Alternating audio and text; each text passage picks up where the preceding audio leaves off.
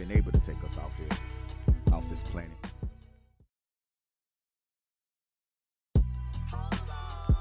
Hold on.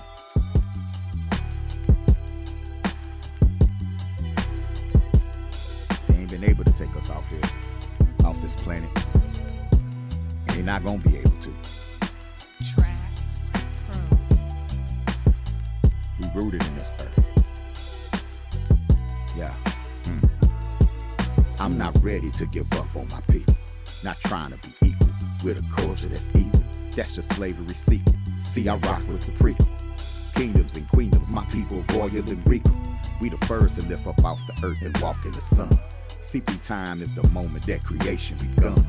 You can find me on the grind to get us moving as one.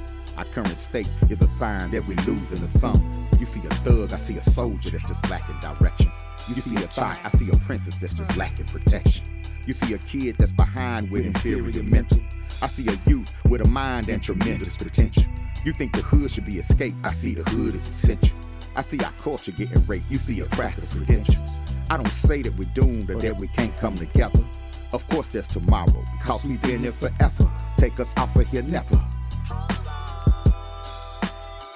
We got millions of ancestors inside us. Stop letting the petty difference divide us. My people misuse, trigger my lecture issues. Track pros. Our ancestors built civilizations. Can we have a civilized conversation? Suppressing this view, trigger my lecture issues.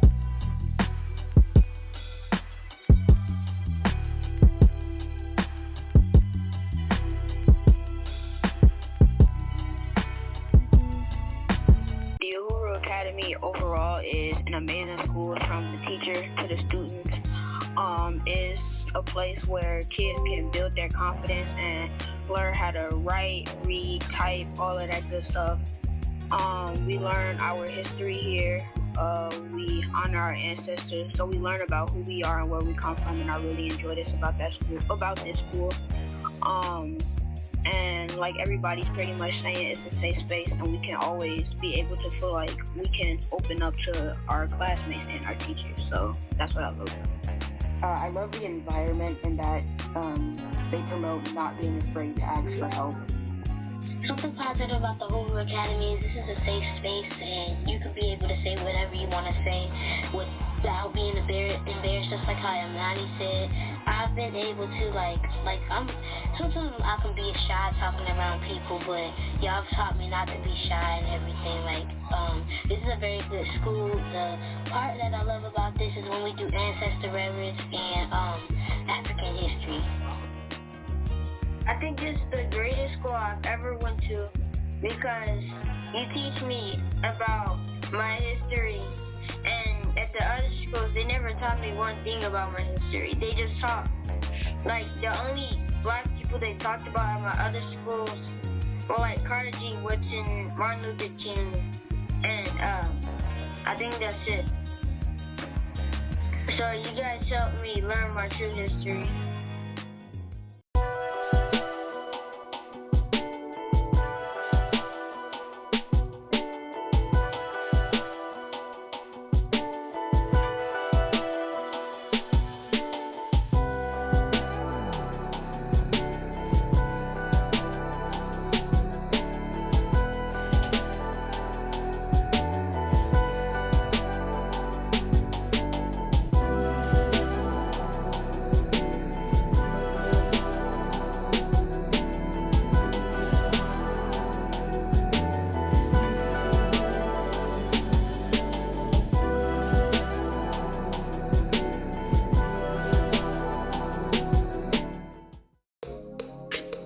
Family. If you're in or near Columbia, South Carolina, you've got to visit the House of Hathor, located at 6319 North Main Street. Open Tuesday through Saturday, it's your one-stop shop for African clothing, African masks, natural soaps, incense, candles, jewelry, and more. Plus, they've got a beautiful event space. Owned and operated by Baba Rutaski and Mama Neterma Canute.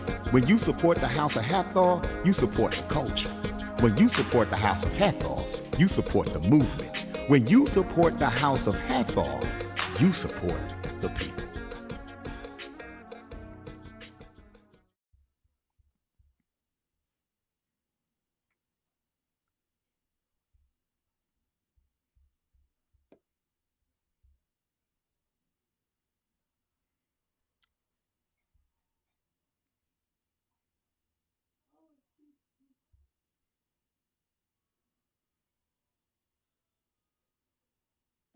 You are as great as any man of greatness that you've heard about, read about, or seen in real life, possibly greater. Everybody wanna build with me, politic and chill with me. They see the fire still in me, the authentic is feeling me, the architects are feeling me. You're dreaming about killing me, they wish that they could silence me because I feel so violently. We will not go quietly, subscribe to me until this show is virally. Got millions trying to vibe with me. Let's build.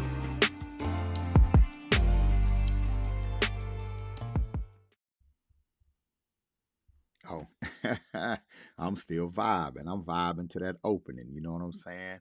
Wow, wow, wow. What's happening, black people? What's happening, my people? How everybody feeling today? You know what I'm saying? How's everybody feeling today? I pray you having a black-tastic day. You know what I'm saying? I really do. I really do. And y'all know I like to put a little music in the background while I'm talking. You know, maybe it's the MC in me, you know, but this is your brother, Baba Amin. This is The Build. All right. I want to welcome everybody back in. It's been a little minute, but we here. You know what I'm saying? We here. It's school time, y'all. Uhuru Academy in full effect. Y'all know the first thing I'm going to do is promote the Uhuru Academy. Y'all saw the commercials, the ads. Shout out to my whole team at the Uhuru Academy. We do not do this alone. My beautiful wife and Koyo Ojuwo, our teachers, Ms. Haley Lair, our instructors like Sean Gales and others. Shout out to the whole team at UASC International Learning Center here in Columbia, South Carolina. Shout out to all of our parents, our global village that we have that's on deck, trusting us to educate their children. You know what I'm saying? Shout out to everybody in the community. Peace and power to you all that's played a role in the Uhuru Academy, the Uhuru Academy movement, Uhuru Academy Education Solutions. We putting in work, y'all. All right, we still here 15 years and counting. You know what I'm saying? And I couldn't be more grateful. You're right. I couldn't walk in gratitude any more than what I'm walking in gratitude right now. You know what I'm saying? And it hasn't been it ain't been a smooth ride. You know what I'm saying? It ain't been a smooth ride. You know, there's been hills and valleys. It's been an amazing learning experience. Shout out to Sean Gales. Shout out to Paris, Chanel. Peace to you all too. You know what I'm saying? It ain't been a smooth ride, but it's been a ride. You know what I'm saying? And look, I'm going to tell y'all something. I posted about it yesterday. We've lost buildings. We've lost houses on this mission. We've lost buildings on this mission. We've lost cars on this mission. But we ain't never lost school. We ain't never missed school. We've been having school since day one. And thanks to the ancestors, thanks to the Creator, we still having school, and we getting ready to have school come September 2nd for the online program, come August 18th for the campus here at UASC. And we're not saying that to brag, we're not saying that to boast, we're saying that to express our gratitude. We saying that to let you know that we here, that there are people on the ground putting in work in movements that you can support. If you're looking for a movement to support, right? And I'm not ashamed about asking for support for our school. I want you to look up the richest private school in your city. I want you to go to the website of the richest private school in your city. And I want you to go check out their donation page. Because they unashamedly ask for support. Why? Because they delivering. Because they're delivering on what they say they do. And they're growing their program. Well, when you support the Uhuru Academy, you're supporting a program that's active. You're supporting a program that's delivering. You're supporting a program that uses the funds that it gets to enhance the program. If you know us, you know that we take very little for ourselves. Right? Matter of fact, we tiny home living. We tiny home farm living for the past 6 years. So we can maximize the support we get from the community, the tuitions that we get from our parents. And we're listening to business people. We're listening to business people as to how we can take this thing and make it even more secure, make it more solid. But it takes work. It takes work, right? So your support is appreciated. Anything that you choose to give. Sister Charnel says she's joining a Patreon. I appreciate that. Right? You can just go to patreon.com/Uhuru Academy and you should be able to find us. Or you can scan the QR code that's on the screen. You got the Cash App, $Uhuru Academy, right? Or you can go to our website, uhuruacademy.com, and support that way. All right? Man, it's an honor being here. Look, some of the views went down when I started talking about supporting the movement, right? Right? Some of the views went down. It's okay. It's okay. We not tripping. We not tripping at all. Right? Some people may have support fatigue. Right? Some people just don't have it. Some people got trust issues. Like, nah, man, we ain't giving nothing. Some might not like my kufi. You look too pro-black. I don't know what it is, right? But all I know is that we already get enough support to be here. And supporting us is just as much your opportunity for those who want to be a part of something positive. For those who want to say, you know what? I don't need to be smoking Black and Milds. Let me quit Black and Milds and send my Black and Mild money to the Uhuru Academy.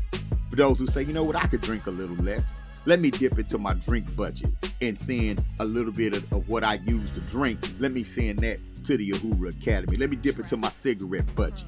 You know what I'm saying? My bad habit budget, my sweets budget, you know, and send some of that to African-centered education.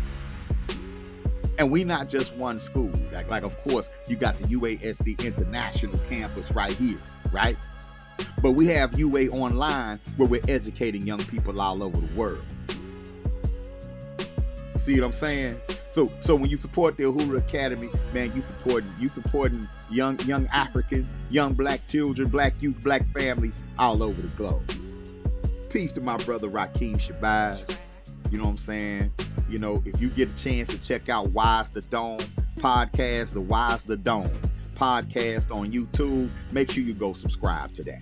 Some of the most intelligent, powerful interviews you're going to find on the internet, especially when it pertains to our story. Man, it's a beautiful day. I'm actually getting ready to go on a trip, y'all. We're getting out of here early in the morning, driving to Texas, because this weekend, your brother's going to be honored. I'm going to be conferred. I'm going to be hooded. Now, I am going to go to the hood, but that ain't what I'm talking about. I'm going to be hooded this weekend, right? And honored by the Trinity International Seminary in Dallas, Texas. Black-owned seminary, beautiful sisters who run this seminary, turning out spiritual leaders. They're going to honor me with an honorary doctorate of divinity. So your brother's getting his first degree. And it's crazy because I actually stopped out of college to get engaged in the movement. Like college couldn't hold me, even though I was in college on a full academic scholarship. I enrolled in a whole different university. When I got on this mission. I went to Butler Housing University. You know what I'm saying? And it's amazing because I know over the years I would go back to school.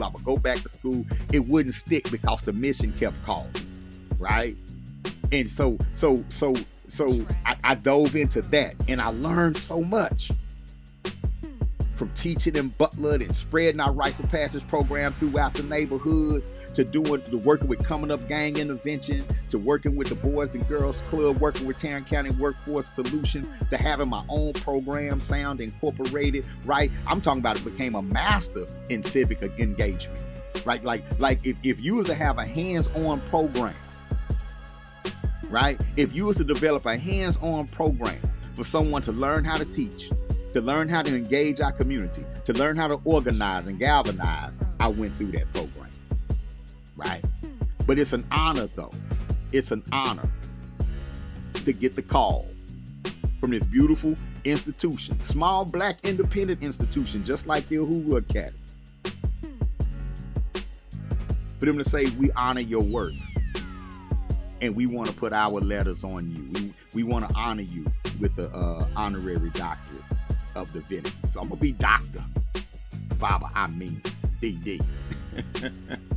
I was gonna drop the Bob and just say Dr. Amin, but my children, everybody's like, Dr. Baba Amin, because everybody call you Baba Amin. Just put the doctor in front of it. Shout out to Cynthia Hardy, she made that suggestion too. So I'm honored by that. So we heading out. Mom and Koyo and myself, we heading out tomorrow, man. So y'all sending out your prayers for safe travels to us. We're gonna be driving and we're gonna head out to Texas to do that, you know, and I'm extremely honored by that. And if you're a member of the Temple of New African Unity page, there's actually an invitation, a digital invitation up there. Anybody in the DFW area that would like to come and sharing that moment with me, I'd be honored with your presence. You know what I'm saying? So thank you, Piers. Thank you, Paris. Thank you, man. Paris Asante, you all right with me. You all right with me. Y'all, if y'all ain't checked out Paris Chanel's content, you need to do that. Fantastic, blacktastic homeschooling mother who creates VR environments and VR lessons. Yeah, we linking. We linking. All right. Yo, we got a little bit to talk about tonight. I made a post earlier on Facebook. And in that post, I said, if we don't learn from history, we're doomed to repeat it. If we don't learn from history, we're doomed to repeat it. And what I'm talking about in that post, right? I'm talking about how the United States government, when it comes to how it deals with and handles the black community, especially since the civil rights and black power movements of the late 60s and early 70s, has always used a tactic of over-criminalization, criminalizing our community in order to justify suppressing our community. You can go back and study Nixon's war on drugs.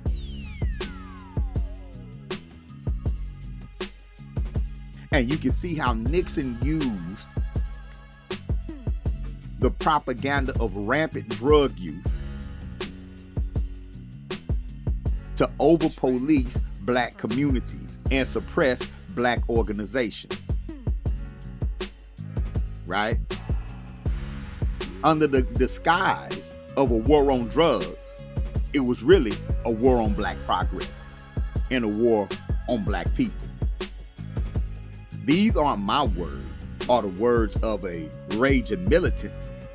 Go look it up for yourself, and you'll find that Nixon's own people from within the government, the tapes were leaked.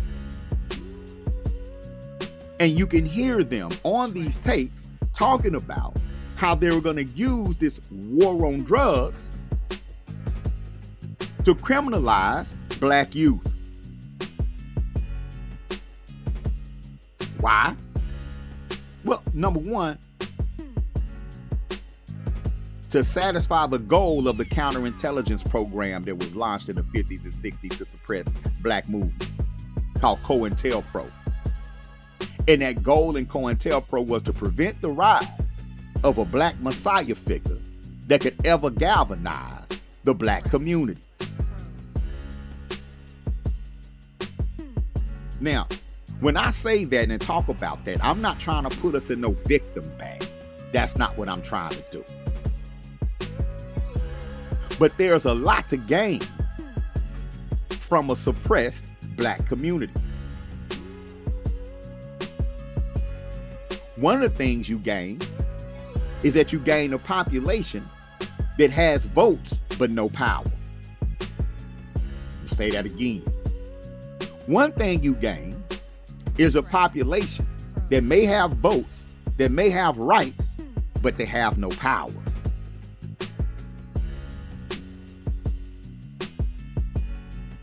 Another thing that you gain is a traumatized community that can't galvanize itself around anything. Why would they fear us galvanizing around anything?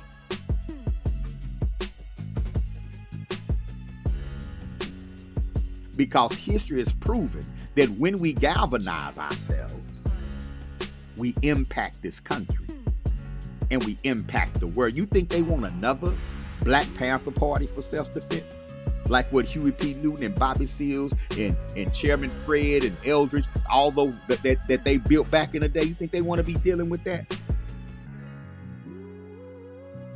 You think they want to be dealing with another Angela Davis who can take on the system, go on trial for murder and win?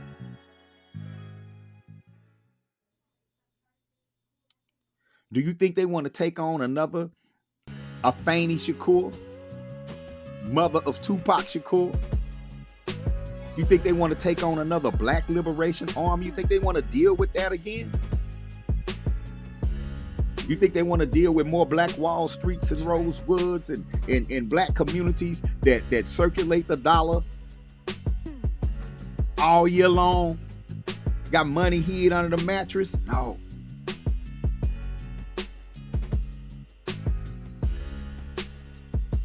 But a self-hating community. A community that has an agenda to get away from itself.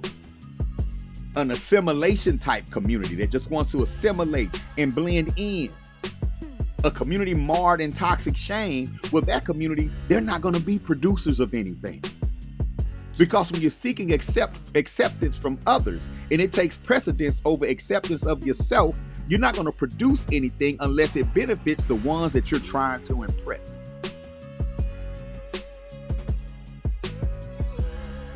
So instead of making your brand of shoes, I'm going to buy the most expensive pair that they make so I can identify with them.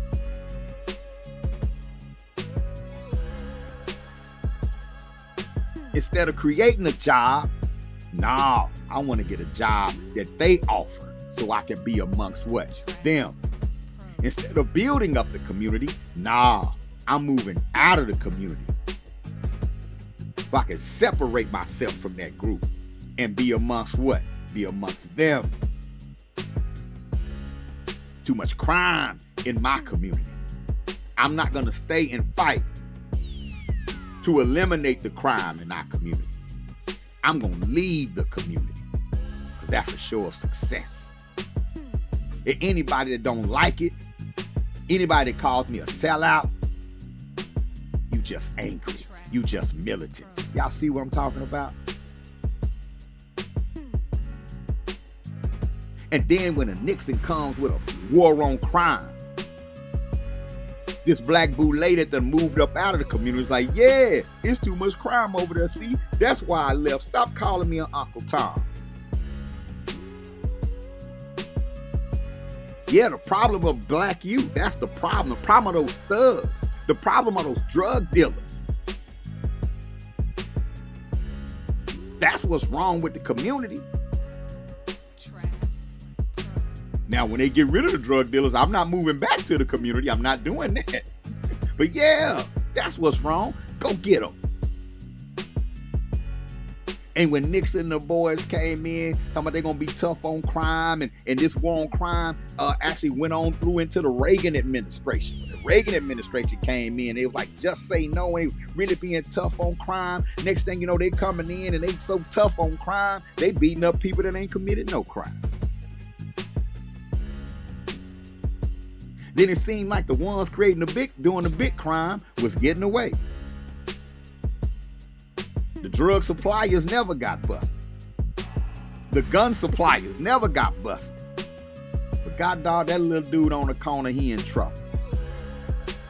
Gonna pluck him off the corner and put somebody else on the corner in his place.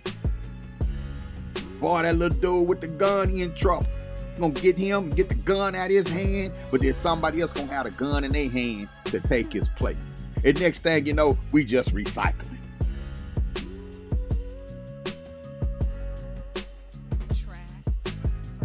Fast forward a little bit, and you get the super predators of the 90s. These were supposed to have been like the crack babies of the 80s, right? So the narrative is now they're the super predators of the 90s.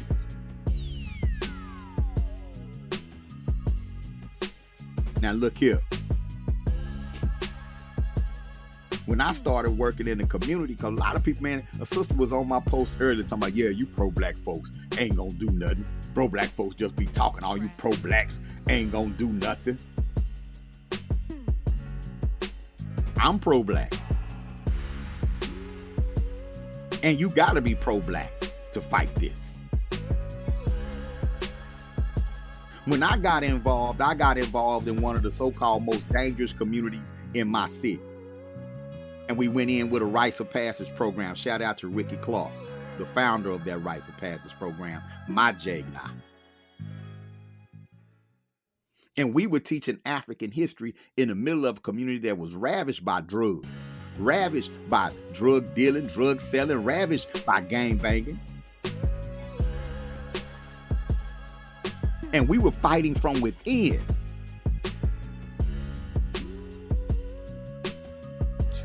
We embraced prevention. And we made a difference. Oh, it was working. I can bring people along that'll tell you that it changed their life. But you know what happens when you grassroots like that?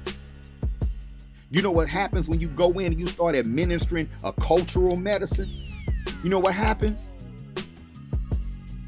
The black boule, the Negroes, they run from you. And then they gatekeep.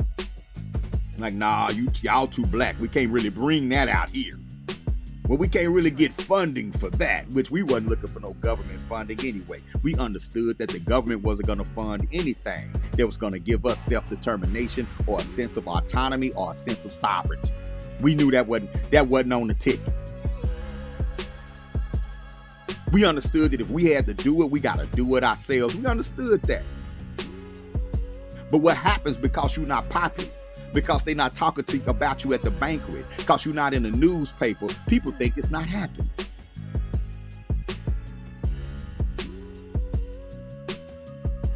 You end up, sometimes you could be slick and get a little money back in the day by calling it something else. But as soon as they find out about it, next thing you know that funding is gone. Now you're funding it out of your pocket. Now you're going directly to people that you know it means, saying, hey, this is what we're working on. Help us out. We're making a difference out here. And you hold on to it as long as you can, but without support, it's hard to do. So you can do it on a smaller scale. You want to do it on a much bigger scale. But what we realized was that, you know what, we got to do it on a scale that we can afford to do it in. And then try to reproduce and train and multiply like that on a grassroots level. But those super predators, remember Hillary Clinton said that back in the 90s. She coined the term super predator. The super predator around 1995, 1996 was basically a young black male from the hood. And they said that by the year 2010, it would be over 30,000 to 50,000 super predator black youth on the streets with zero regard for human life. And they used this to justify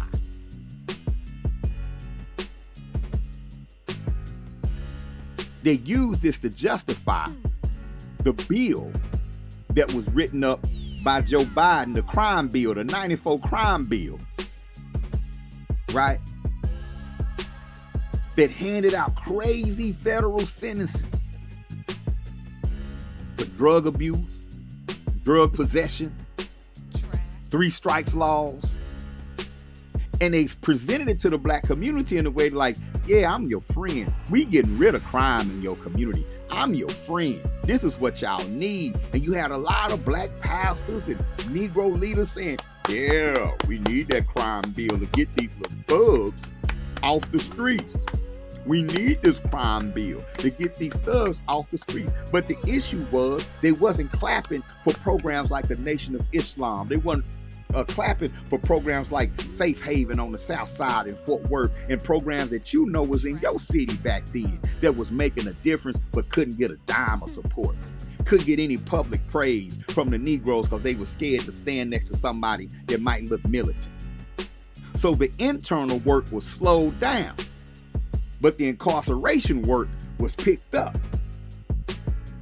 And then we looked up and they wasn't just locking up the thugs. Matter of fact, a lot of the gangsters was getting away clean.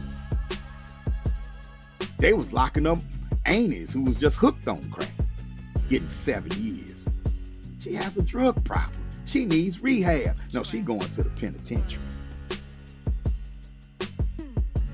The Battle Ram in LA got the knocking doors in, you know, at your mama house, at Big Mama house, talking about we looking for a gang member. We live gang activity here. Man, she in there looking at her soap operas.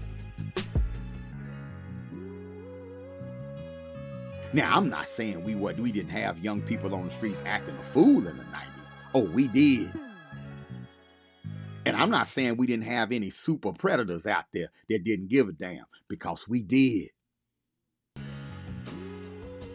But much like when they accused that young black man of touching that white girl in that elevator in Tulsa, Oklahoma in 1921, and in return, they bombed the whole town.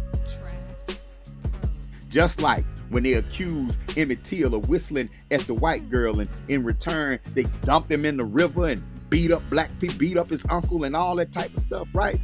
That overkill. When they use what's going on as an excuse to do what they've been wanting to do anyway. That's what happened.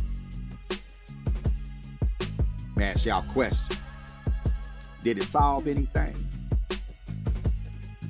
The last time they was locking everybody up, did it solve anything? Yeah, some crime statistics may have gone down. But a whole lot of families is broken up too. Yeah, crime stats might have went down. A lot of mamas was put in the pen. A lot of cats caught juvenile records that they wouldn't be able to get expunged. A lot of people caught non-violent felonies that stayed with them and impacted their ability to get shelter, their ability to get employment when they got out of jail. So, because everybody became a super predator. Even if you was trying to sell drugs because you were legitimately trying to survive, you a super predator. You got to go. No second chances for you.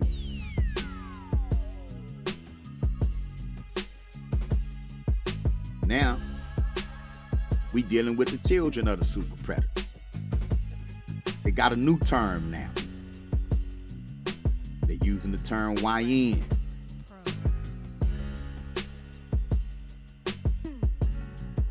Young niggas. I'll say young ninjas, so I won't make you cringe.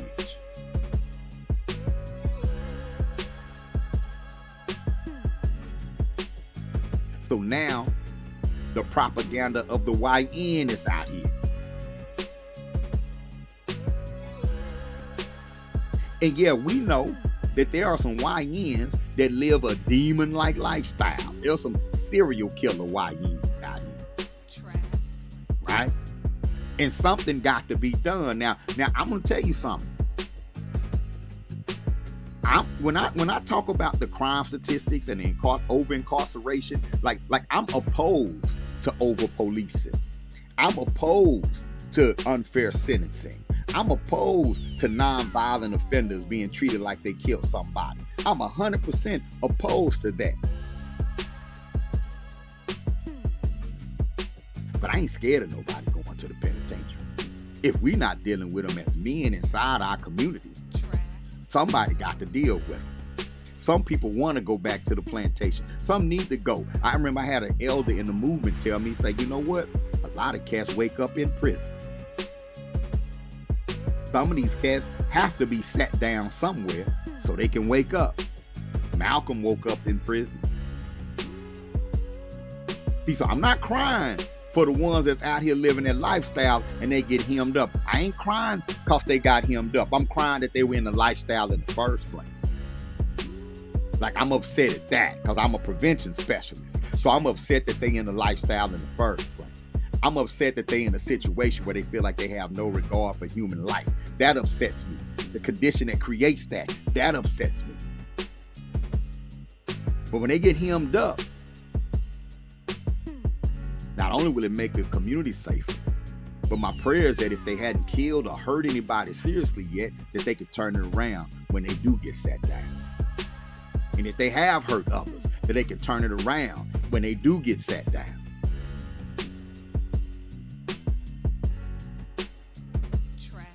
Some of the black movement's greatest people got turned around in prison.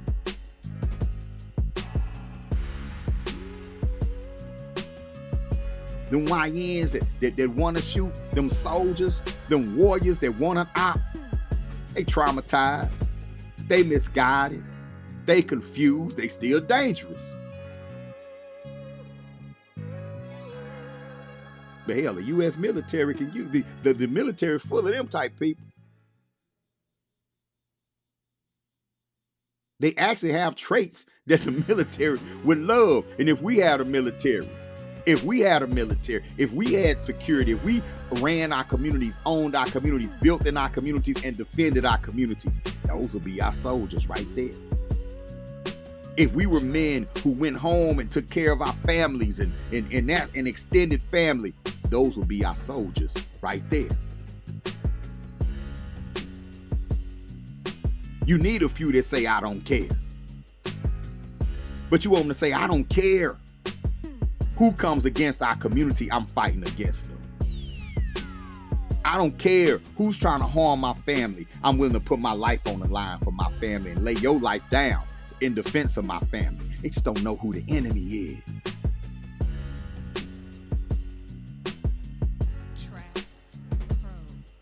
I know because I've been amongst them.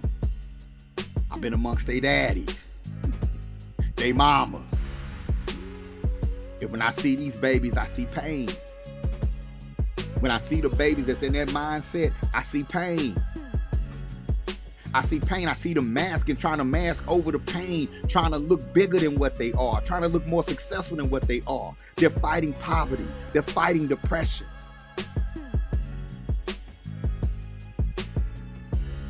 They're fighting disrespect. They're fighting an identity that says you ain't nothing but a nigga. An identity that says you a project baby. An identity that says you ain't nothing, you ain't gonna be nothing, gonna end up in jail. They fighting all of that. They fighting low expectations.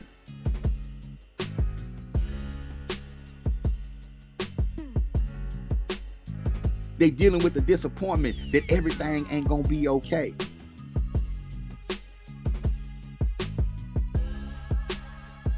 That these people over here got all kind of stuff and I ain't got nothing.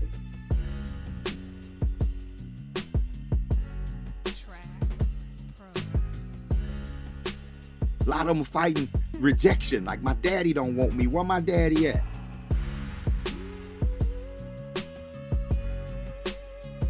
Why my mama so stressed out? I'm gonna do something about it, mama. I'm gonna do something about it. I'm gonna make it better. I'm gonna get out here and get something.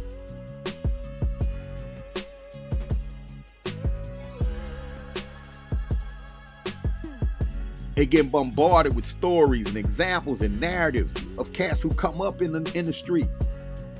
Got money in the streets. You can get it too, nephew.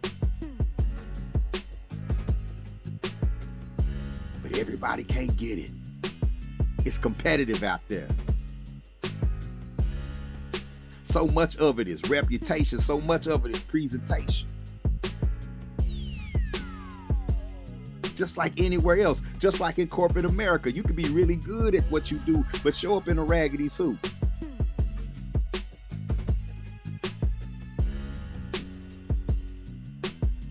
It's like that in the movement too. You can be really good, a really great organizer, but let a charismatic speaker that the ladies love pop up and see what happens.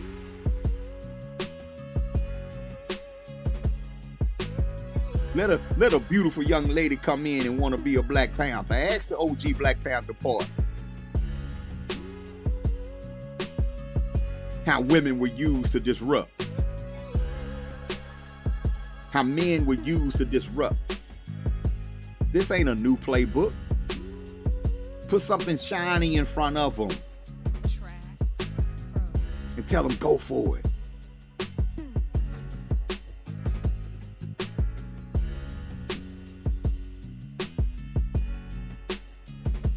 And then let's use it to bolster our prison system.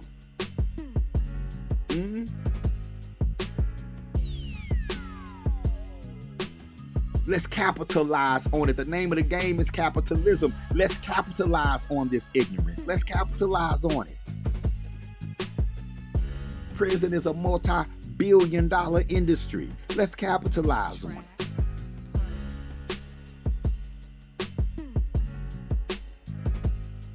Let's keep them consumers and not producers. Let's keep them as the lower class, because in capitalism, you gotta have a lower class. Everybody can't be rich.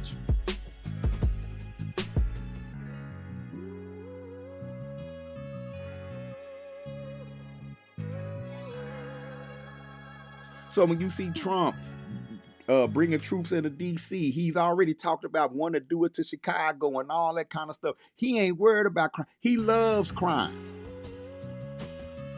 Crime is big business.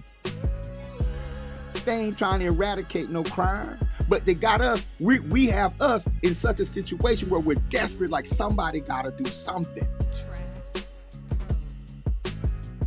Somebody got to do something. So if y'all got to come in here and sweep the streets, come on, come get the bad ones. The only thing is when they come, they ain't just coming for the bad ones. Coming for your son that's trying to go to college. Your son that's walking home from work in his Chick-fil-A uniform. He gonna get it too. Oh, and especially your son that's aware and know his rights. Oh, they can't wait to get him.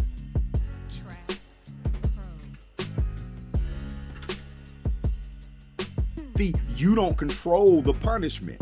You don't control this. You calling in an ally that you don't control. You clapping for an ally that you have no control over. Bring in the troops, Trump. All right. I sure will. But what I call a troublemaker and what you call a troublemaker might not be the same thing.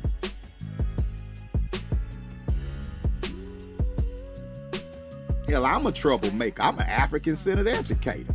I'm a troublemaker. I transform black people for a living. I'm a troublemaker. I heard a lot of people bottom line with the work I do. But hell, they can find out something on me or create something. As long as they create the atmosphere of distrust, as long as that atmosphere of distrust is out there, as long as you got black cowards out here too that's looking for an excuse to not get involved, anybody who stands up can be sat down.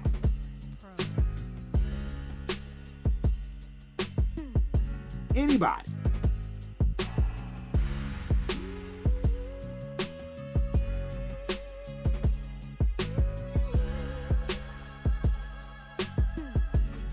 When our community got weak, in the late 80s, early 90s, when the hood got weak, the drug dealers wasn't gone.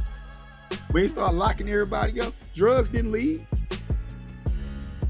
Matter of fact, the gangsters became the real leaders inside the community. The only person you can go to get a loan from. They'll be donating to the basketball team. The football team, y'all done seen the documentaries, all the cool shit that the real Freeway Rick Ross was doing for his neighborhood. And when you living in poverty, sometimes you don't give a damn where the help come from. He's providing jobs. He's providing work. Hell of a price to pay, though, to participate in the genocide. It wasn't for the weak. That era wasn't for the weak, and this era isn't either. This era is not for the weak.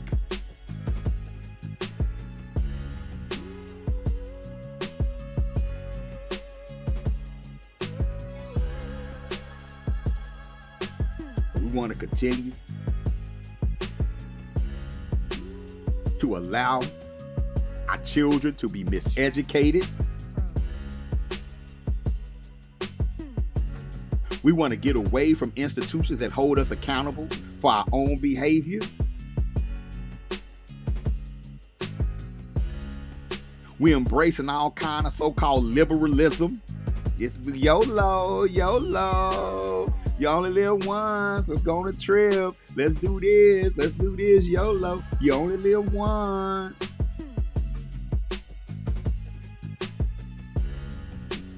I ain't happy. I'm leaving. Did he cheat on you? But no, it ain't for me. But you promised, you said it ain't for me. And here you go. Yeah, I gotta go, man. I ain't really trying to do all of this. But you got 2 babies by. Yeah, it's about my happiness. It's about me. I'm on social media. Everybody a victim of everybody around them. I be seeing celebrities posting with bad advice. Everybody just hating on you because they don't want you to shine. That ain't true for everybody, y'all. Sometimes you just wrong, and people around you are trying to hold you accountable. You better know when to discern. But when we get into this individualism, when we get into this me, you don't know you the target of anything until it's on your front porch. And by the time it's on your front porch, it's too late. And you coming out on your front porch like, where the black people at to help me? You mean the same black people that you was ignoring? Oh, you mean the black people you said that we don't need to be uniting and coming together and all that whack pro-black stuff? Now you want black people. See, problem is we don't stick together. Who did you stick together with today? Who did you stick together with yesterday? One of my biggest pet peeves is when people say, no, the problem is we out here killing each other. When do we establish the agenda that says we don't? When do we establish the agenda that says black people are united and we're not a culture that kill each other? Where's the love each other agenda? Where's that at? Where did you learn to love black people at? When did you learn about black culture? Most of us, if you wasn't born into it, we didn't pick up on it till we was grown. I was raised to get away from black people. They told me I was smart, I was special, I could get out. I knew I was gonna have me a light-skinned white wife and a nice engineering job in the suburbs somewhere.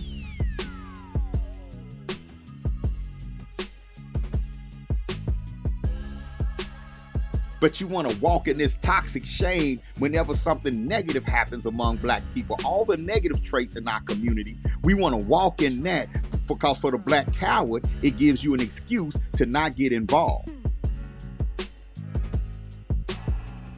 For the individualist, it gives you an excuse to not get involved.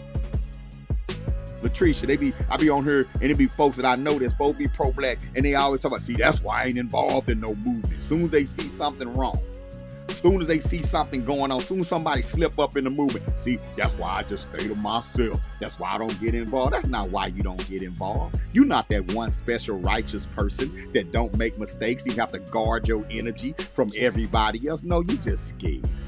I don't believe you. And if you are that, why you can't find other people who are righteous just like you and y'all come out here and do something?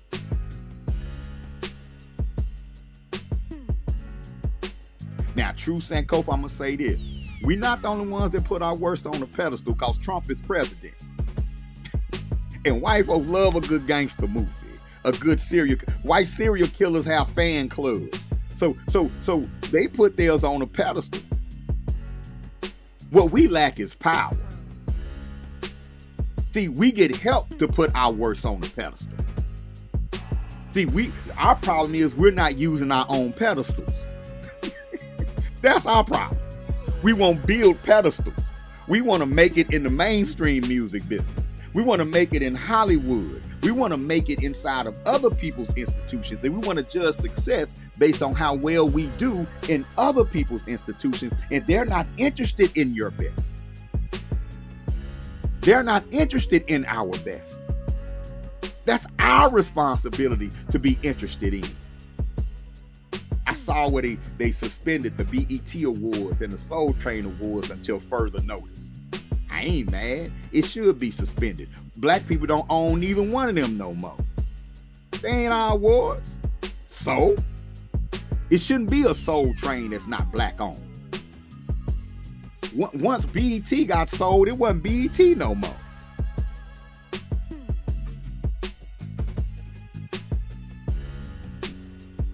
But who popped up? Who popped up among our well-to-do to say, no, we bringing Soul Train back? Not only are we going to bring back Soul Train Awards, we're going to bring back the Soul Train TV show. Who popped up and said something? Nobody. Who popped up and said, no, it's going to be a BET Awards? Nobody.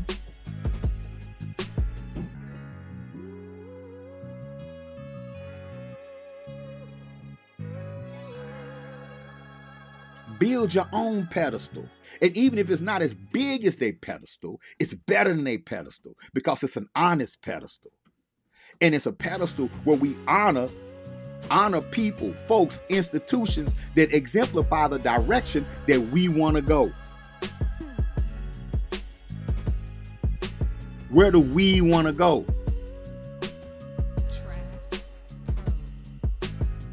What type of children do we want to produce? What type of community do we want to live in? And I don't care what the power dynamics is. If all you have is your voice, then you put a voice to that.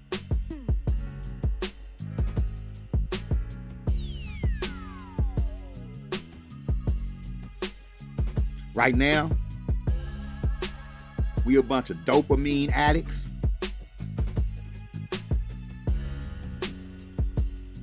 We're over stimulated.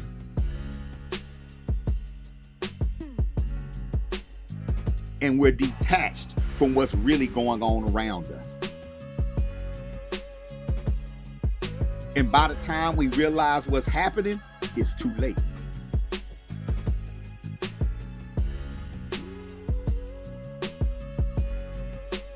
I can't talk about trending topics on the surface. I don't like to do that. I'm always trying to find a lesson in what's going on.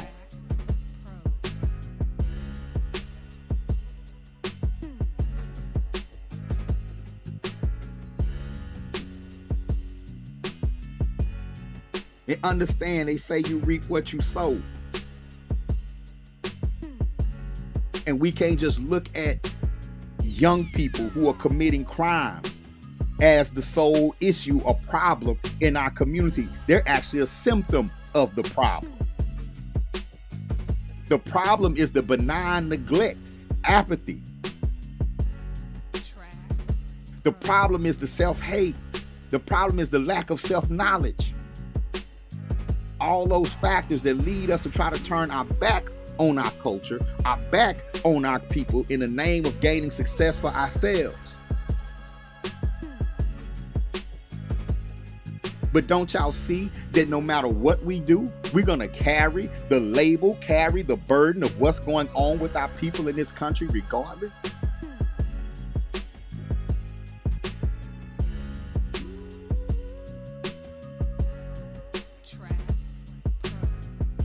Remember when all the celebrities, when the Black Lives Matter came out, and you saw a lot of the boule and bougie black celebrities and rich black people coming out and say, my son was stopped by the police. This ain't supposed to be happening to me. I'm rich. He stopped me because I was in my Rolls Royce. I'm supposed to be in a Rolls. But what do you mean? I live here. This is a travesty. Oh, you a YN too. You a super predator too. A lot of the bougie folks just get mad when it impacts them. It's a shame. I have to talk to my son now about the police. You always have had to talk to your son about the police. I had to tell my children that they were black. Y'all remember a few years ago, a lot of celebrities, I remember it was one show came out and it was called When I Realized I Was Black. And they were talking about, when I first realized I was black. When I first realized I was black, a teacher looked at me and said, "You're smart for a nigga." That's when I realized I was black. You didn't know you was black for that day? And the danger in that is that's how you defining your blackness? Like, I knew I was black when I could dance. Hey, this when I knew I was black. I knew I was black when you could cornrow my hair. I knew I was black when I looked around and all the brothers and men around. My mama had that big old afro looking all beautiful. That's when I knew I was black. But my daddy was in them fly suits. That's when I knew I was black. I didn't need nobody to treat me like shit to realize I was black. I don't attach my blackness to mistreatment.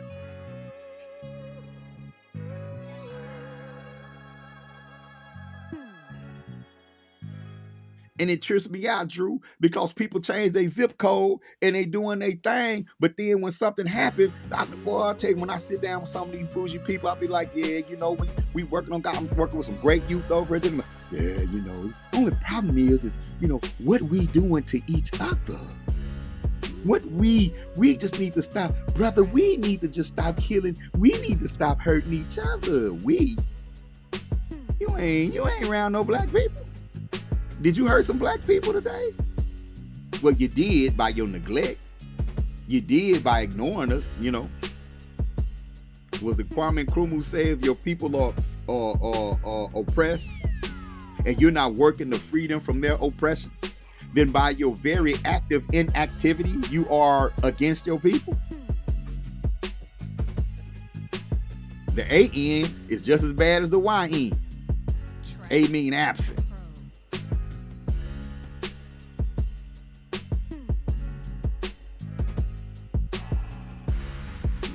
We got to be mindful because history dictates that they're going to take that label, they're going to take that stereotype, and they're going to paint our children with a broad brush with it. And we got to be vocal to let them know that we got young brothers out here that are doing powerful things. We don't want them to be suppressed because of this label. We even got some that call themselves YNs that's doing power. Not all YNs are killers. Not all, the whole aspect of that lifestyle ain't a killing lifestyle.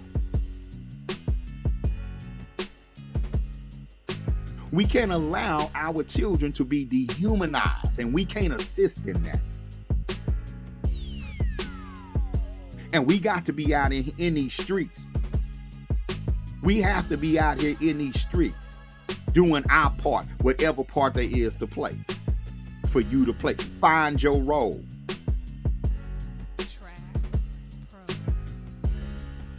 We have to advertise for black youth, advocate for black youth, because so many of these young people are out here doing the best they can with what they got, and they are the most at risk from that violent YN.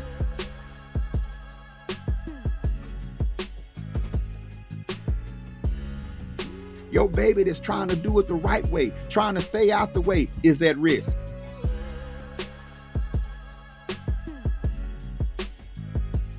So many YNs become YNs because they YN big brother got killed by another YN.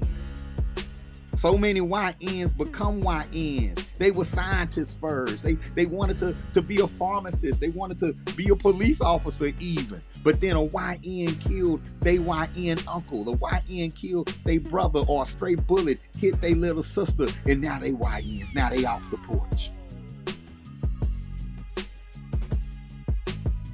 Now they off the porch looking for justice.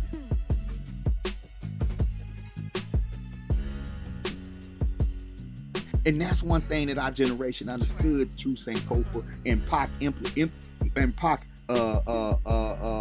represented that. The power of words and repurposing words.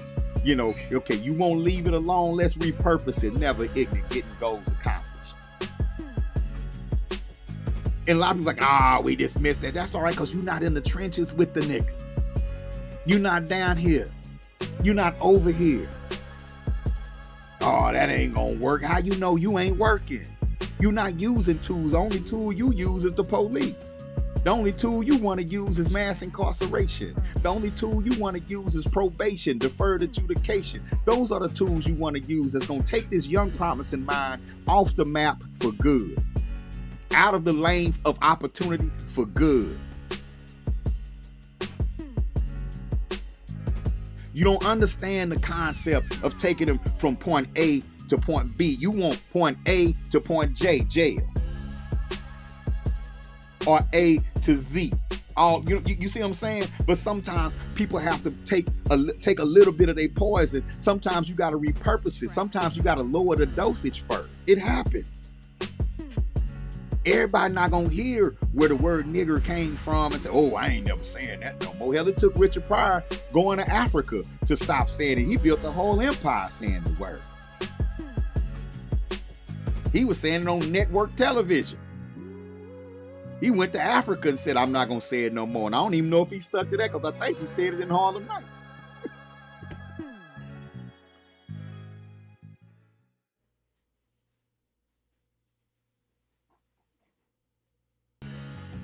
And a lot of people will never say the N-word. That don't mean they love black people. A lot of people will never say the N-word. They really saying they ain't gonna be around none. They really saying they don't want to fool with poor black folk. They really saying I ain't got no allegiance to the black community.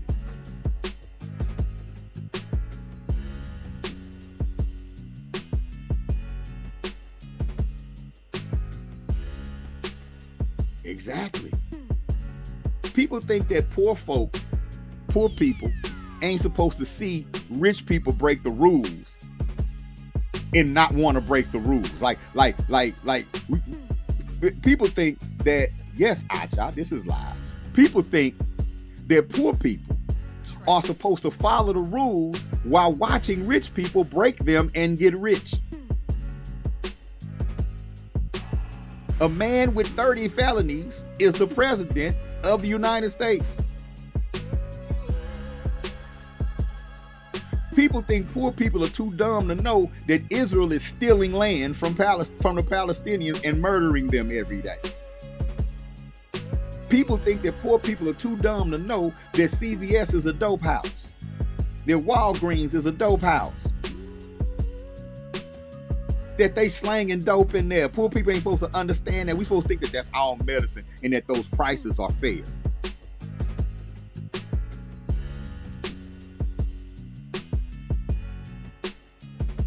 Poor people are supposed to be in pain when they can't afford pain medicine. They're not supposed to go to the trap house and buy no 4 bars. If they go to the trap house and get it, they dope fed. But if they go get it at 10 times the price at Walgreens, they just sick and they need medicine. And poor people ain't supposed to understand the difference. We supposed to stay honest.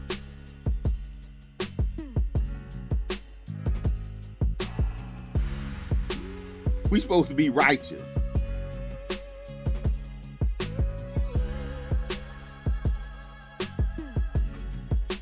It's easy to beat up on poor people. It's easy to go and clear out the homeless. Now understand, you'll spend millions to clear out the homeless, but you won't spend millions to provide them with homes.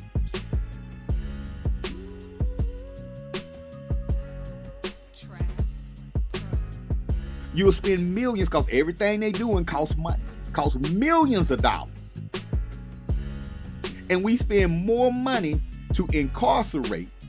We spend more money as a society to incarcerate than to educate. That's a fact.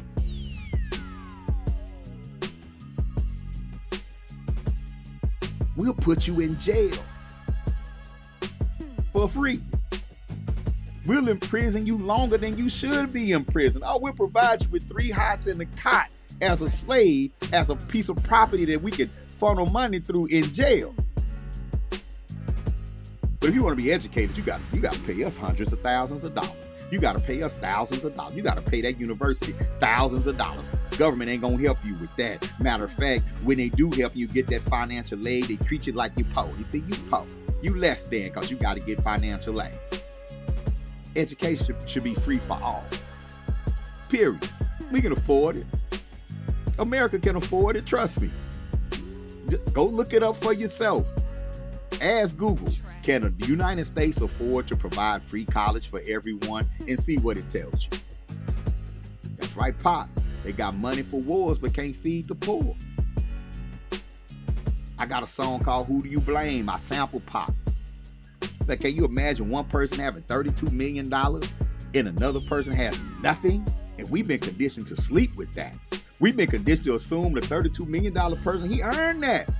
And the one who ain't got nothing, well, he probably just didn't do his homework. Too bad.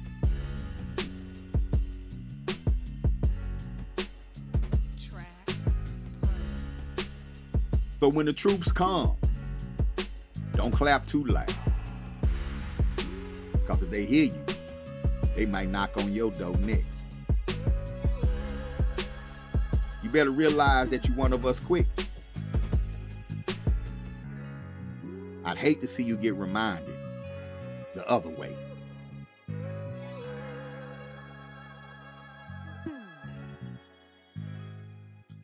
That being said, love your children, love your family, learn to love your people. But in order to love your people, you got to know your people. You got to know who we are. You have to know your history. What kind of nation, Andrew, demonizes the poor? Y'all got to think about that. What type of nation demonizes poor people?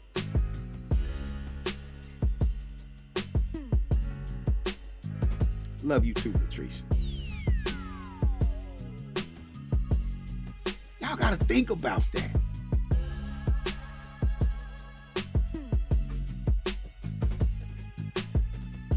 When our sons are out here Track shooting these guns at each other,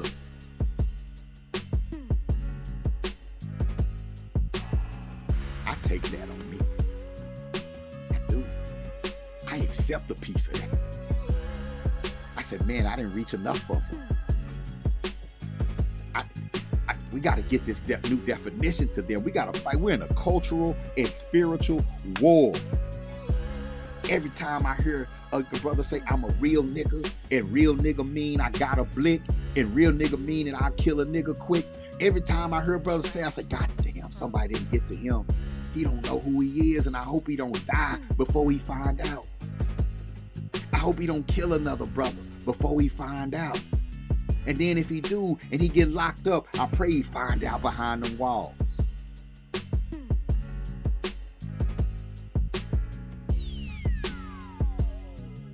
Black men, we got to get out here and work on this and fight this definition.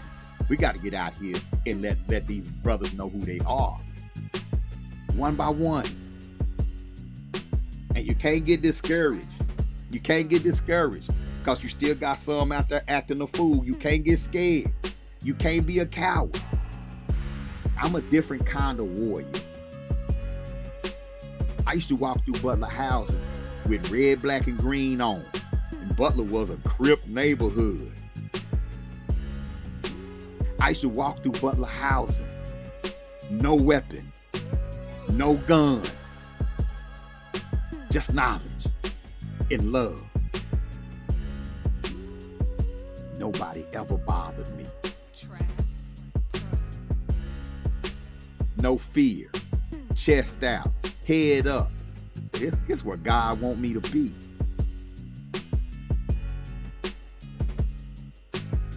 When I got out here, a few years ago, I walked the hood with some brothers.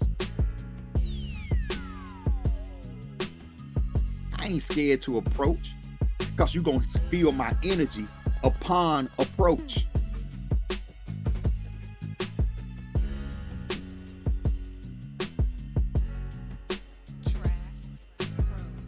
I'm just here to give you love. I'm just here to tell you to keep your head up. I'm just here to link you with this opportunity, link you with that opportunity, see where your head is. Sometimes I'm just here to listen.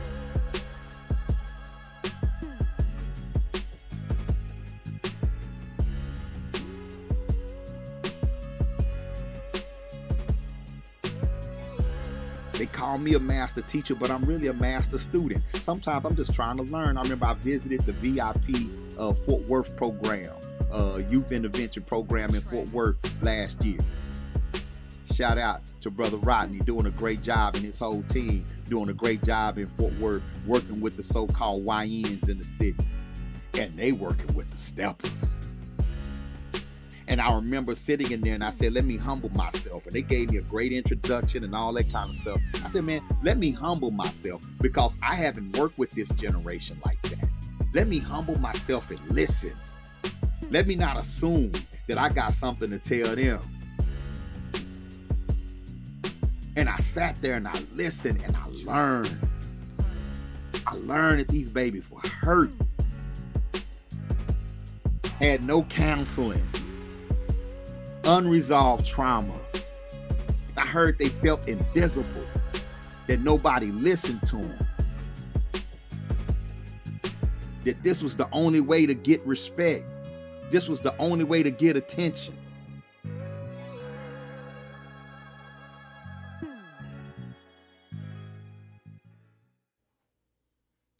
And they sat there, and I'm looking at these children. And I'm like, man, this wouldn't even have been hard to fix had we caught it early on. But we out here cheering them on. A lot of us in the hood, man, we out here saying it's wrong, but we cheering them on at the same time.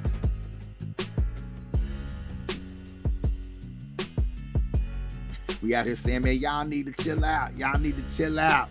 But then we pop it into the music and we like, oh, man, shot his body up. He dropped, I shot his body up. And we jam into it too. I'm getting mixed signals, man. I'm getting mixed signals. I know it's a progression. Like I like the drill dance music. You know, I hope they start dance battling like when hip hop was first. I pray for the day that they out here pop locking on each other rather than shooting. I would love for that to happen. But that message gonna have to evolve, man. That definition of manhood gonna have to evolve beyond your ability to kill a hater. Instead of being, we need to build. Instead of taking over the block symbolically or taking over the block from whoever gonna be on the corner or whoever gonna be in the trap, we need to actually take the block. The deed, the ownership, the houses.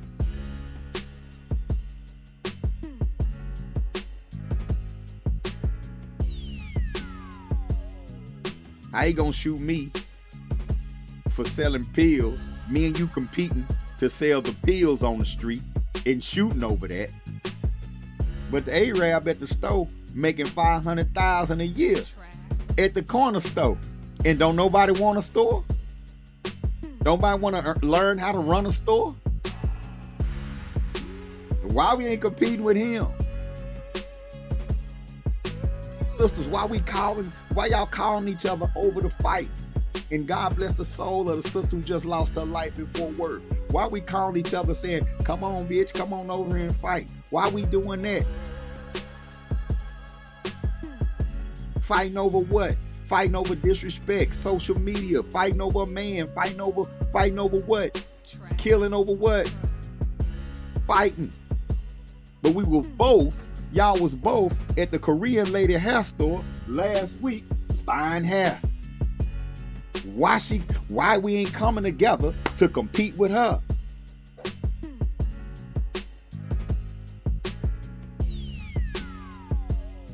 And she ain't tripping, cause she's like, she gonna come buy some more hair for the funeral. They got to buy some more hair after the fight, cause they done mess each other hair up. Money, cha-ching, keep on fighting. Keep on pulling each other lace front out. The Korean lady love that because they ain't got to go buy another lace front. And I saw a movement with these young sisters that was starting them. They making the wigs. They starting their own businesses. They doing their thing. But the lack of unity, they can't grow.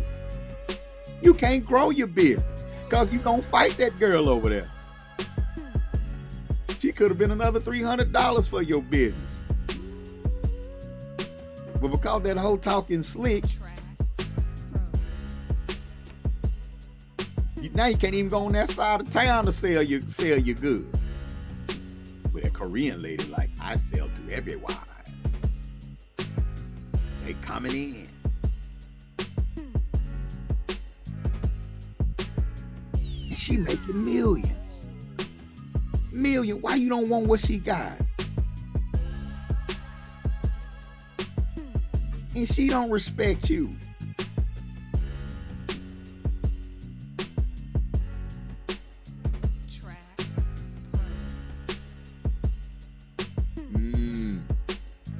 I like that. It's time to Elijah Amin. We don't know the science of business, warfare, and mating. Speaks of not wanting the corner store, fighting amongst each other, and a ridiculous gender war. Yes, and the thing is, we do know these sciences. These sciences come from us. We've been detached from them. We fear them. We fear the repercussions. Just like on the plantation, you fear walking out that gate. You fear fighting back. You fear picking less cotton. You fear standing up and telling massa no. You feared that. Because you scared of the repercussions. We scared.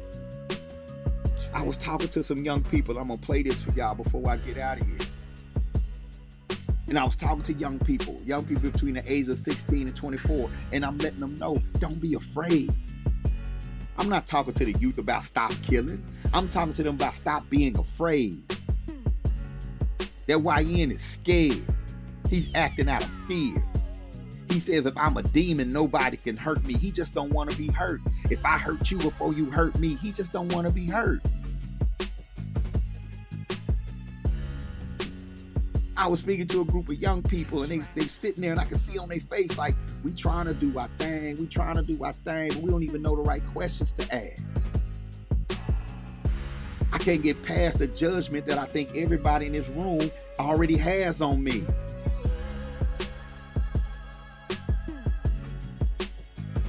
And nobody knows how to empower me. I don't know how to empower myself. This ain't the life for me. I'm gonna have babies and baby daddies. I'm gonna have baby mamas. I'm gonna have drama. I'm gonna have trauma, because that's what life is. So what you talking about? Yeah, I got a dream, but that's all it is. It's a dream. Yeah, I want to be a doctor, but that's just what I want to be. I don't mean that's what I'm gonna be. I'm dreaming. Yeah, I want to go into real estate, but I don't know nobody in real estate. How the hell I'm gonna get in real estate? Yeah, I want to be an engineer, but I'm a YN. How am I going to become an engineer? Don't nobody want me to be no engineer. This is what I'm dreaming about, though. And I can see the dreams dying as they come off of their lips. And I'm talking like, no, you are an engineer, but you got to believe it. When you look at videos, you gotta look at videos of engineers. You gotta commit to it, but it's hard to commit to something that you don't see. So I say, y'all gotta ask questions. What is this? How do I do this? Man.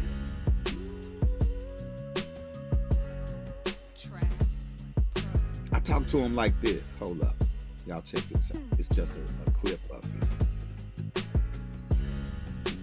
it. You get comfortable. And then what happens is that sometimes the people who you're asking the question, they get uncomfortable because they're not used to being what? Asked what? Questions. But is that your problem? No. And it feels real good when that energy flips and you become the leader of the conversation. When you walk in with confidence, like, I got a whole list of questions for you. You got to get these questions today. Now they sitting there like, I'm not used to young black men coming in here asking me questions. I got to open my detail business, so I got questions. You understand? All right. How did it feel being up here?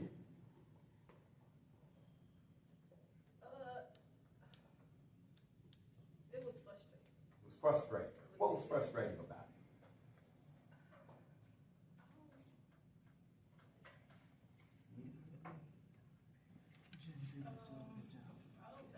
Huh? Was it not having the answer? Huh?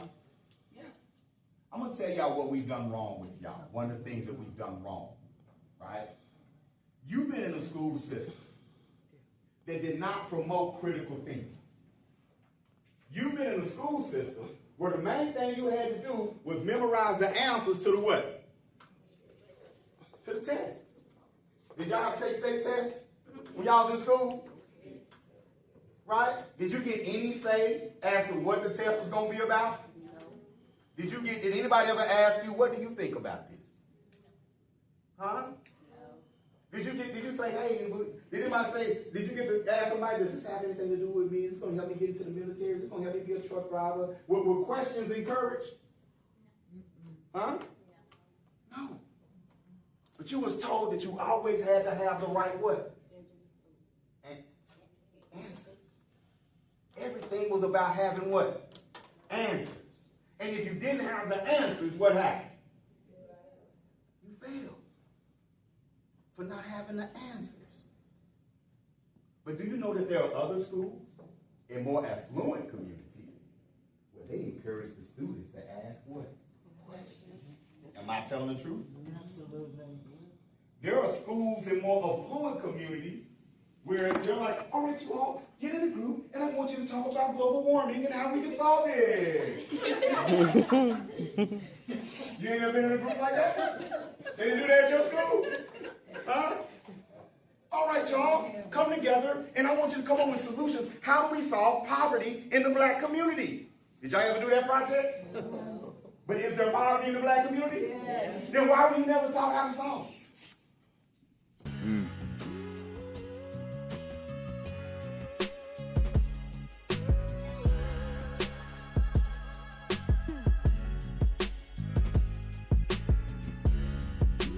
You're not taught to solve the problems of your community. You're going to figure out a way to solve it yourself. I love talking to young people. I love listening to young people. I love asking young people questions, sparking thought.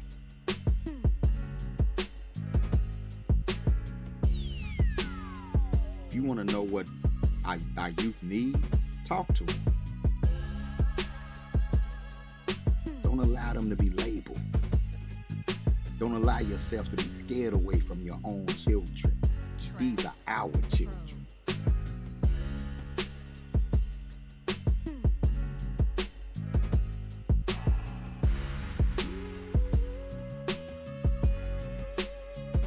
We have to empower them. Yeah, it's some that's out there that's gone. I never say people are too far gone, but there's some out there that are gone. They've crossed thresholds that's way beyond my pay grade. It's some that need to sit down or be sat down. Track But it ain't for me to pick. But I pray those that get behind the wall that they learn something. So that's why we also got to be strong behind the wall. Inside the wall, we got to make sure they have access to education behind the wall, that they have access to knowledge of self behind the wall.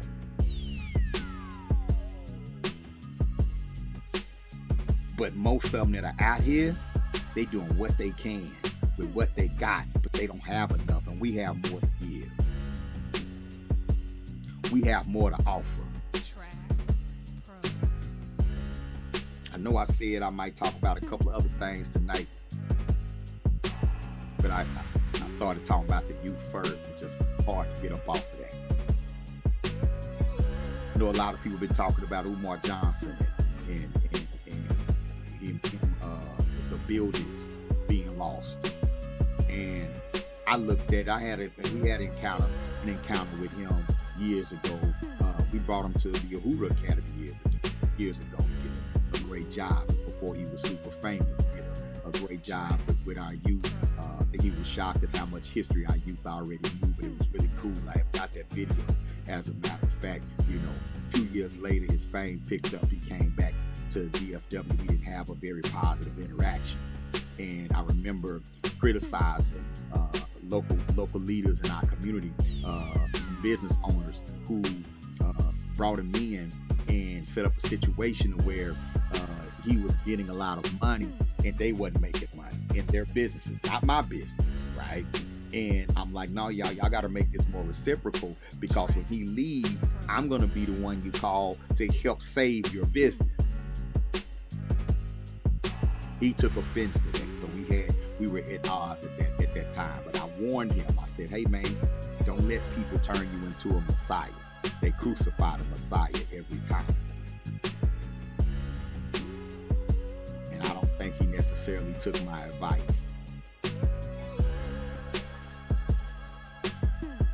But, people live, people learn, and the Creator can touch whoever they want to. I don't know who's on his team. I don't know anything about that. I pray he got some sincere people around him that really worked hard and want to make a school happen. But hell, I've lost buildings on this mission. I've lost houses, personal homes on this mission. I've lost cars on this mission, furniture on this mission. And I ain't blaming it on black people. That's on me. That's based on decisions that I made, risks that I took. But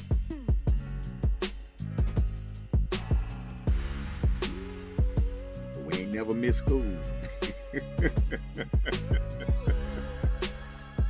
We ain't never missed school. Even when sometimes we should have. Even when sometimes it was in the best interest of my family to walk away from this.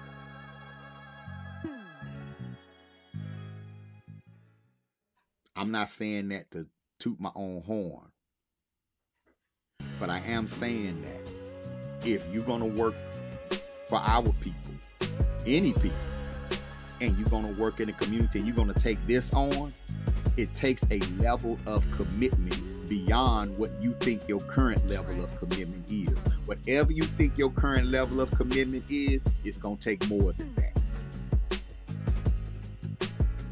to persevere.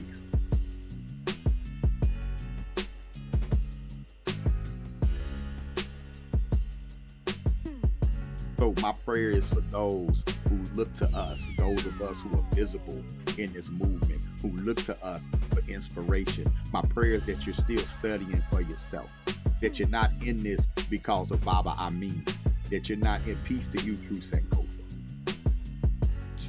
I appreciate your input. I pray that you're not into this because of Umar Johnson, that you're not in this because of Baba Amin or Dr. Mayad or Vicky Dillard or Tariq Nasheed or any of the people that you might see, 19 Keys, Rizza Islam. I pray that you're not into this because of us. It's okay to be inspired. It's okay to learn, right? But if you're in this movement, be in this movement because of your awareness of the movement and your role in it. That's it. That way, if I'm gone, you still going. I work with Sean Gales. I train Sean Gales. But if I stop, Sean Gales gonna keep going. He's not gonna say, see, this movement is full of shit. No, I'm not the movement. Umar Johnson might call himself the Prince of Pan-Africanism, or the King Kong consciousness, but he ain't he's not Pan-Africanism. He's not consciousness. And if you're looking at him and saying, well, I'm not getting involved because he's scamming, you a lie. You can't hide behind his so-called scam and use that as a reason for you not to be involved. Perhaps your lack of involvement is the reason why he got away with the scam. The so-called scam. So if you're painting a movement based on somebody's actions who claims to be in the movement, perhaps you're not really into that movement in the first place, and you just need a reason to not be involved. Because there's plenty of stuff to do outside of watching his videos or watching my videos. It's plenty of shit to do. Don't get involved in nothing that you wouldn't be involved in, whether you didn't see somebody famous doing it or not, right? Don't get involved in nothing that you won't walk out in your house and be involved in by yourself if you have to.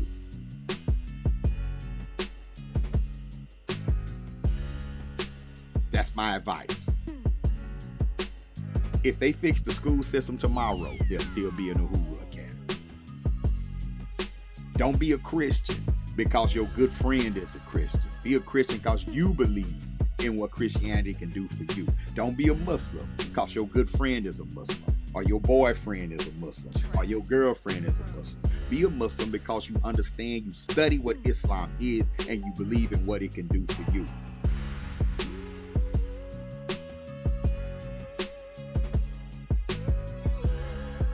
Because you might be the last good one standing. Stand. I'm out, y'all. I appreciate you. I love you. I don't mind telling you. Yo, we really are raising money. All right, school year's about to start. I'm talking to families that could use a little push when it comes to tuition. All right, we're trying to bring some more teachers on board. Right, we're gonna make it happen. Right, but this is your opportunity to be a part of that. Anything you seeing would help. Cash App, $, Uhuru Academy. All right, Paris, thank you for joining our Patreon. All right, y'all, go to Uhuru Academy. Patreon.com.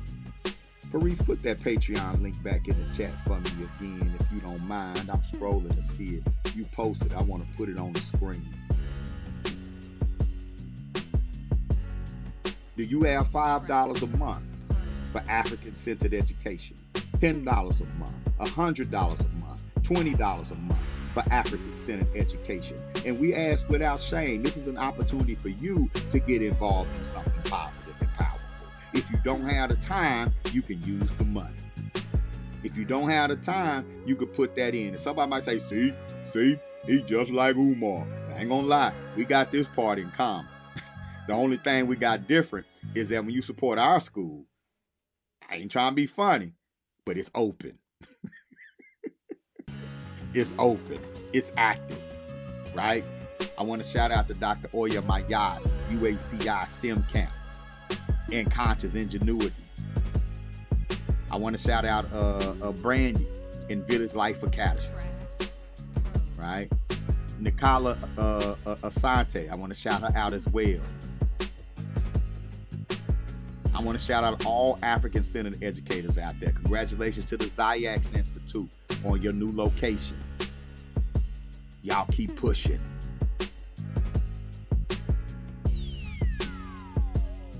Y'all keep pushing.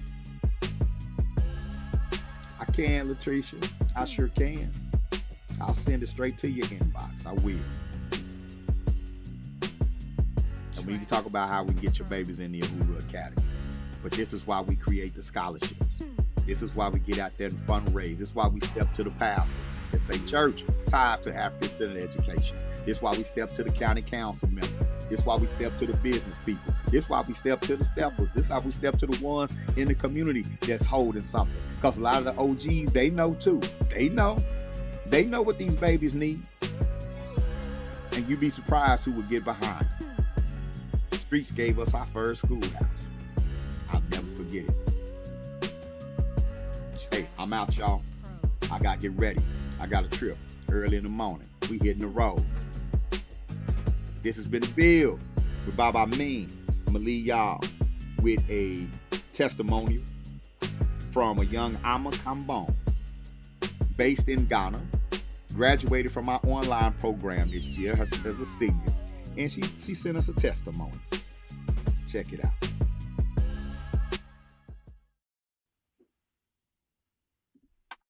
Hi, my name is Ama Kambon. I am an Uhuru Academy graduate, and the thing I love most about Uhuru Academy is how African-centered it is, of course, but also how loving it is here.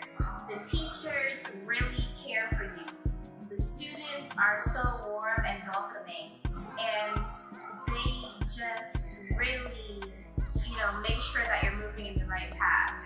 And they really look at you as a person. They care about your experiences. They care about what you want to do, and they help you find your path in life. So if you want to come to the Uhuru Academy, know that you will be walking into a space where you are educating yourself with family. Asante, my descendants, will you make my spirit welcome? The spear was my tool, but my culture was my weapon. Please repeat my story, cause I will not live to tell one. I achieved my glory when I heard them yell rebellion. Asante, my descendants, will you make my spirit welcome? The gun was my tool, but my culture was my weapon. Please repeat my story, cause I will not live to tell one. I achieved my glory when I heard them yell rebellion. For us, freedom was 200 miles away. At Fort Mose, we just got across the bay, win at night.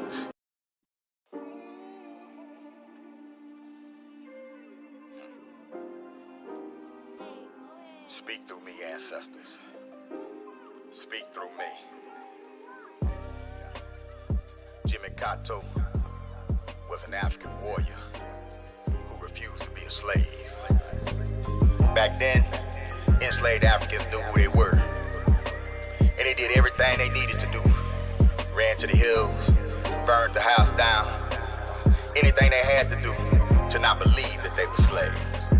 I pretend to be a Catholic, but Ifa's what I practice. If we truly share the God, then why would they attack us? My captors speak Portuguese, I understand the language. I vow to never speak it, cause it represents my anguish. Months on a slave ship, weeks on an island, still haven't broke the warrior spirit I'm disguising. My people call me J-May, others call me Kato. They call the river Stono. They say that if you follow, that you could find the Huru, the end of all your sorrow. A whisper in my ear, We burn Massa House tomorrow. Congo yetu, yumbane kwa roho zetu, nili pikana kume, kwa uhuru wetu. Asante, my descendants, will you make my spirit welcome? The spear was my tool, but my culture was my weapon. Please repeat my story, cause I will not live to tell one. I achieved my glory when I heard them yell rebellion. Asante, my descendants, will you make my spirit welcome? The gun was my tool, but my culture was my weapon. Please repeat my story, cause I will not live to tell one. I achieved my glory when I heard them yell rebellion. For us, freedom was 200 miles away. At Fort Mose, we just got across the bay, win at night. Forcing the fight where they lay, the fright, knowing they might not see the day. We were strong, some of our own we had to slay. They were wrong, spiritually gone and led us straight. I want my throne, this was never my home. That's far away, I'm not alone. Spread out the bones and got our shade at the dock. They tell us to stop, we face to face if we escape. I know they too scared to give a chase. I put Chumo in the ground, let blood go down my face. Cold water, swim daughter, try to keep the pace. Asante, my descendants, will you make my spirit welcome? The spear was my tool, but my culture was my weapon. Please repeat my story, cause I will not live to tell one. I achieved my glory when I heard them yell rebellion. Asante, my descendants, will you make my spirit welcome? The gun was my tool, but my culture was my weapon. Please repeat my story, cause I will not live to tell one. I achieved my glory when I heard them yell rebellion. Rebellion. Strange Black Beats. You understand? We all know how hard it is, and it's not about if you good or you bad. So since it's not about if you good or you bad, we know that because he don't got, don't mean he was bad. Or don't mean he's a criminal, or don't mean he's crazy, or a drug addict, or none of that. It just means he don't got. And ain't it bad that you got? I mean, can you imagine somebody having $32 million? $32 million, and this person has nothing. Who do you blame? Every time one of these babies gets slain, who do you blame? Walking around feeling all this pain, who do you blame? When you so broke, you might as well be in chains. Who do you blame? Man, this shit's insane. Who do you blame? When happiness seem impossible to gain, who do you blame? When a black angel sell a soul for fame, who do you blame? When everybody you know go through the same, who do you blame? For all this rain, who do you blame? For oppression, say it with me, free the bros. Who do you blame? When you realize you gon' never see the pros. Who do you blame? When you want the highs but only see the lows. Who do you blame? When you step the doors to only see them close. Who do you blame? When mama bitter and pops is locked up. Who do you blame? When the people at the top is not us. Who do you blame? When they claim to help but really not much. Who do you blame? When trauma came from when she got touched. Who do you blame? The haters, the fakers, the fraud. Who do you blame? Your mama, your daddy, your God. Who do you blame? Your problems, your issues, your health. Who do you blame? Perhaps you just blaming yourself. Who do you blame? The haters, the fakers, the fraud. Who do you blame? Your mama, your daddy, your God. Who do you blame? Your problems, your issues, your health. Who do you blame? Perhaps you just blaming yourself. Who do you blame? When you work hard but ain't got enough to eat. Who do you blame? When the landlord put your shit out on the streets. Who do you blame? When it's cold outside and you ain't got no heat. Who do you blame? When the table's set and you ain't got no seat. Who do you blame? When you decide to get it out these streets. Who do you blame? When you pack an iron and ready to delete. Who do you blame? Is the next man the cause of your defeat?